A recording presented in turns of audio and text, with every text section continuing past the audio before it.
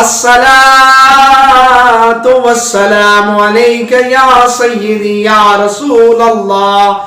وعلی آلک واصحابک یا سیدی یا نور اللہ الصلاۃ والسلام علیک یا سیدی یا رسول اللہ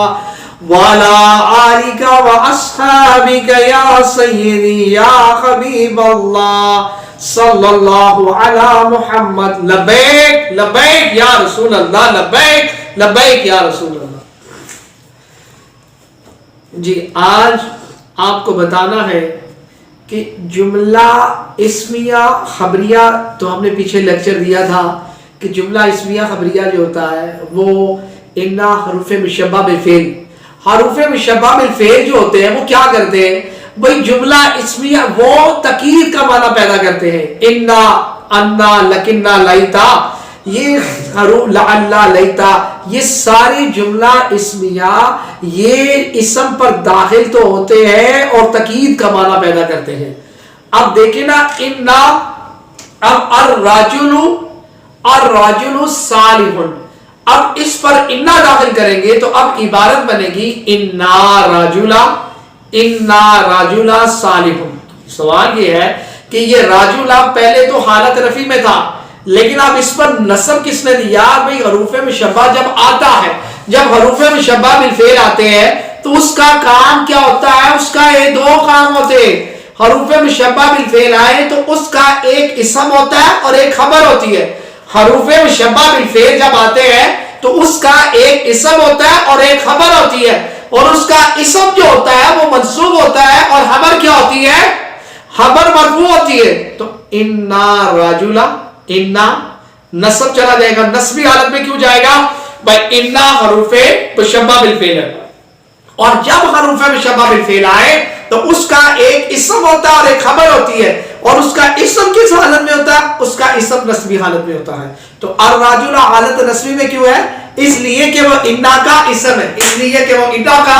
بولو کیا ہے، وہ انا کا اسم ہے، تو انا کا اسم تقاضا کرتا ہے کہ وہ نصبی حالت میں ہو، تو اس لیے وہ نصبی حالت میں ہے۔ تو صالح حالت رفع میں کیوں ہے بھئی، حالت رفع میں اس لیے ہے کہ جب انا آتا ہے تو اس کی خبر بھی آتی ہے، اسم تو حالت رفع بھی ہو گیا، خبر کس حالت میں آتی ہے، خبر حالت رفع میں ہوتی ہے۔ تو صالح اور مرفوع کیوں ہے، اس لیے کہ وہ انا کی خبر ہے، تو الا اپنے اسم اور اپنی خبر سے مل کر جملہ اسمیہ خبریہ ہوا، جملہ اسمیہ خبریہ ہوا، جملہ اسمیہ خبریہ ہوا۔ تو یہ جملے کے اندر تاکید کا معنی پیدا کرتا ہے، جملے کے اندر تاکید کا معنی پیدا کرتا ہے۔ تو یہ تھا اللہ تعالیٰ حضور کے نبی پاک صدقہ یہ میرے لیے اور آپ کے لیے توشہ یاد بنائے۔ بھئی آپ کو میرے بھائیوں، میرے دوستوں، یہ ہم قرآن مجید کی عبارت کو سمجھنے کی کوشش کر رہے ہیں۔ اللہ تعالیٰ حضور کے نبی پاک صدقہ یہ میرا اور آپ کے لیے توشہ نجات بنائے، آپ اسے سمجھیں اور بار بار شیئر، بار بار سنیں، اس کو بار بار پیچھے کر کے آگے پیچھے کر کے اس ویڈیو کو بار بار سنیں، سمجھیں، اور پھر اس کے بعد آگے سمجھائیں، اور اگر آپ نہ سمجھ آئے تو آپ کمنٹس باکس میں آپ پوچھ سکتے ہیں، تو انشاءاللہ میں آپ کو اس کا جواب بھی دوں گا، اور اگر زیادہ تفصیلی جواب ہوا تو میں آپ کو اس کی ویڈیو بنا کے پھر آپ کو اس کا جواب دے دوں گا اللہ کے حکم اور اس کی توفیق سے۔ آپ اسے شیئر کریں، سمجھیں، اور فقط اس لیے کہ قرآن حدیث کو سمجھنا ہے، اور قرآن کا پیغام اللہ کا یہ گھر گھر گلی گلی کوچا کوچا ہم نے یہ بتانا ہے کہ ہمارا جینے کا مقصد صرف اور صرف اللہ اور رسول کی ذات پاک، اس کے لیے اللہ اور اس کے رسول پاک کی ذات کی، تو ہم نے حضور کی پہچان، اللہ کی پہچان جاننی ہے تو قرآن و حدیث کو سمجھنا پڑے گا، اور قرآن و حدیث کی متن کو سمجھنے کے لیے ہمیں گرامر جب تک نہیں آئے گی ہم نہیں سمجھ سکتے،